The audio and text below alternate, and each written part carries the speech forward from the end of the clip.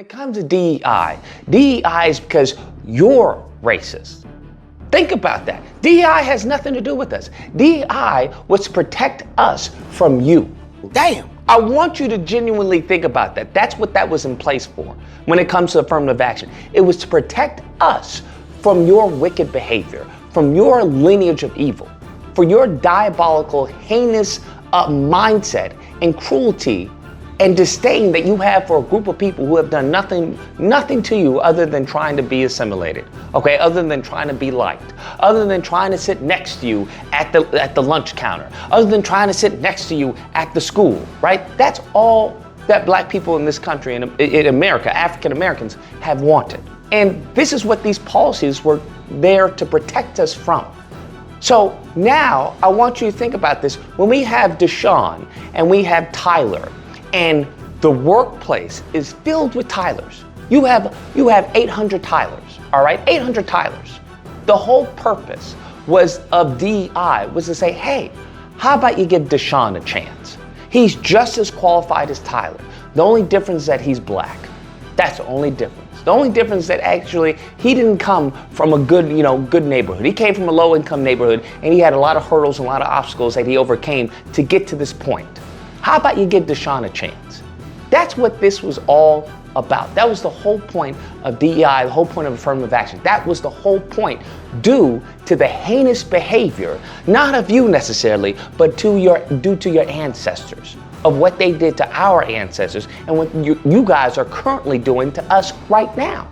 That's the whole point of that, was to give Deshaun a chance. You constantly say lift yourself up by the bootstraps. Well, allow him to buy some bootstraps to lift himself up with. Allow him to give him the mobility to do that, the financial mobility to do that. You have millions and millions of Tylers already in the company. The same type of man that has shown so many times that he's super racist and prejudiced towards black people, where he has been removing black history from the school curriculum.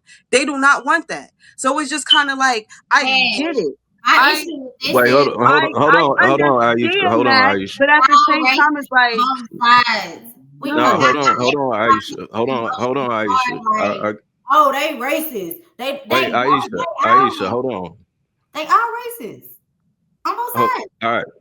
So you said what has the government done for black people, right? So first off, we can easily just point out the Civil Rights Act. That's clear and evident. We fought for that. Oh yeah, and I don't like to us, though. Wait, let me finish, Dar. Wait, slow up, Dar. But they gave us that, right? So you just saying, what did they do? That's one thing.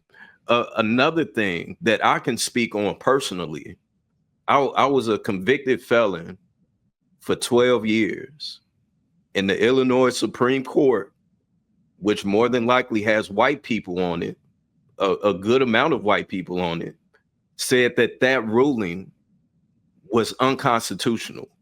So now I, as well as many other black men that was in the same exact boat that I was in, now have a second chance, right? So you bring up the Tulsa thing. Absolutely.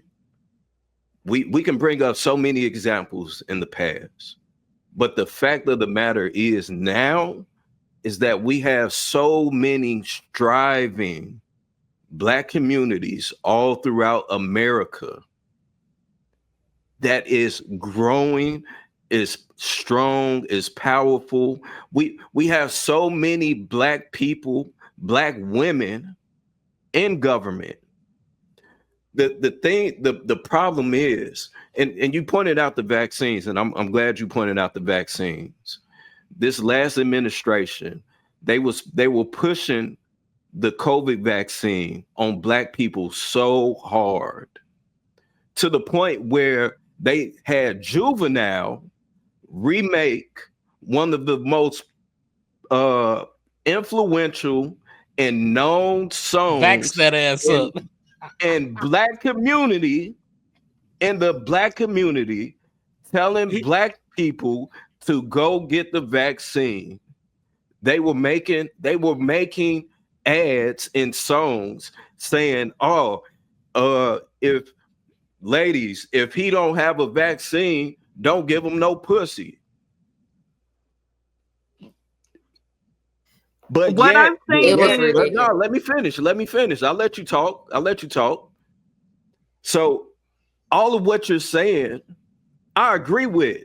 But the problem is that when the Democrats, the people that you support, essentially, when they were doing it, nobody was saying nothing. It wasn't weird then. Wasn't nobody thinking then, damn, why the fuck they got Juvenile recreating, back that ass up and replace it with get the vaccine? Why are they pushing black people to go and get, they even finesse the balloon thing, the balloon show. Oh, you ain't got a vaccine, you ain't get the vaccine, pop pop pop pop. Why are they marketing this to us and forcing us to get it? You want to know why? Because niggas is stupid. Niggas is gonna fall for the okie doke. Oh, well, they told us to go get it, so yes, sir, master. That's the problem. See, but the issue is that Trump, he's the one that's saying that America, by the Constitution, America is not supposed to be ran by the federal government. It's supposed to be the state, because the state is represented by the people. The people have the power.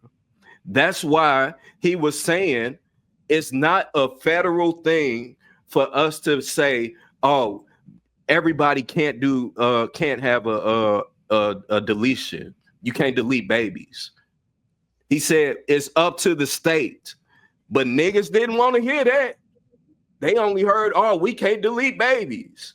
If you want to delete a baby, go vote for it. Just like all the other states that you can go and delete a baby in.